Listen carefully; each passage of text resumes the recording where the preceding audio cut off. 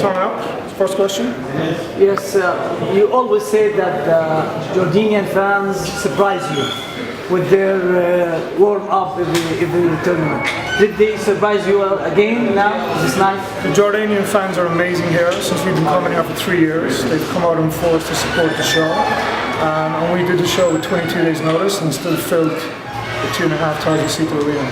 Utmost respect for them. They're very educated in MMA and they really get behind their fighters. So I can't wait till the fighters develop a little bit more and step into the main card more than they are running the amateur cards.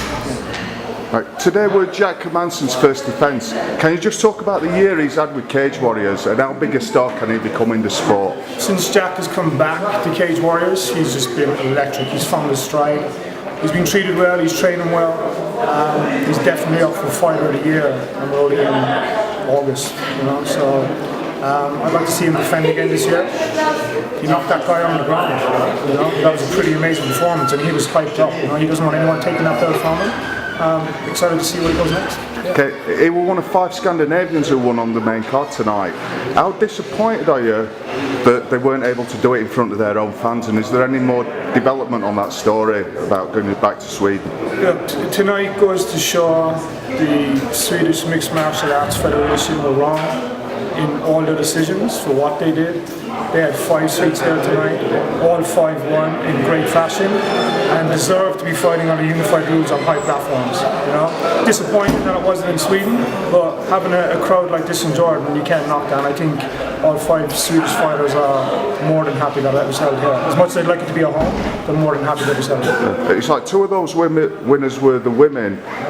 Can you talk about what you thought about the female fights tonight? And what is Cage Warriors' ongoing commitment to women's mixed martial arts? We're fully committed to the female side of MMA. The 135 division in Cage Warriors is stacked, but I think we now have a title fight. Maybe crowning the first champion because the division is deep. And we've got a lot of girls that we can put in as challengers who are fighting quite close, but I think it's a 2-horse race for that belt right now. After tonight, it's a 2-horse race. Could you name those 2 horses? We'll see.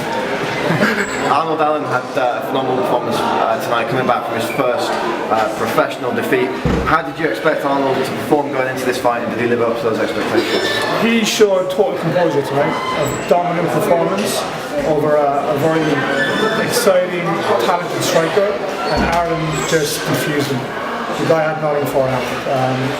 Even Aaron in the first round was throwing us some double jabs, crosses that were catching his opponent off and putting him to the ground. He's dominating. Very impressed with the experience that he showed in that fight and how composed he was. Great win for him, you know, big step. We've had 2 events in the space of 6 days. There's another huge Cage Warriors card coming up in September.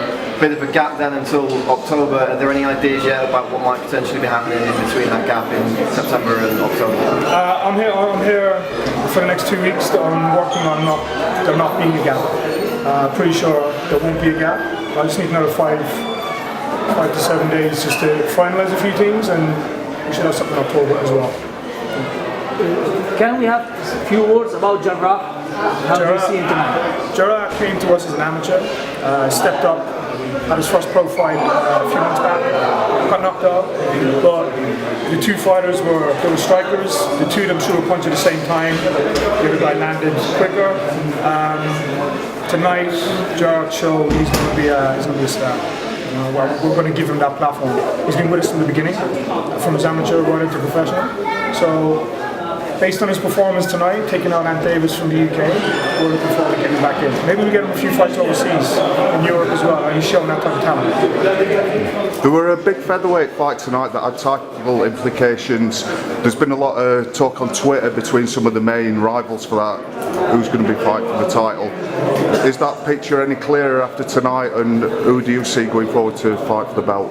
It's become a bit clearer, but myself and Ian will sit down and have a chat about whether we'll tournament that, or whether there's a 2-horse out in front that we can put together. We have to have that discussion. You know, there's a lot of, we don't just go boom, there it is, because there's a lot of thinking behind who's coming up, who's where, who's fighting next. So we'll see where where we are once we sit down and have that chat. Is some of the rivals for that title have been calling each other out on Twitter, having a bit of chat? Do you approve of that, or would you rather they didn't do it? That's their business, man. You can't control people's social media. You know, if they want to go on Twitter and scream and shout, then let them do so. You know? It's a bit of fun at the end of the day. It's noticed. We look at it. Sometimes we laugh at it. Sometimes we put our hands to our head and go, "Why?" But you know, it's social media. What do you do? What do you do? You said you wanted Jack Madsen to maybe defend his belt again before the end of the year. Big middleweight fight coming up in Wales next month. Could the winner of that fight between Shane Mills and Jack Marshall perhaps be challenging Jack towards the end of the year? Strong possibility. Strong possibility. Let's see how that fight goes. It's going to be 2 weeks away from that. Let's see how that fight goes. Alright, cheers guys. Cool. Thank you very much, guys. Thanks for coming.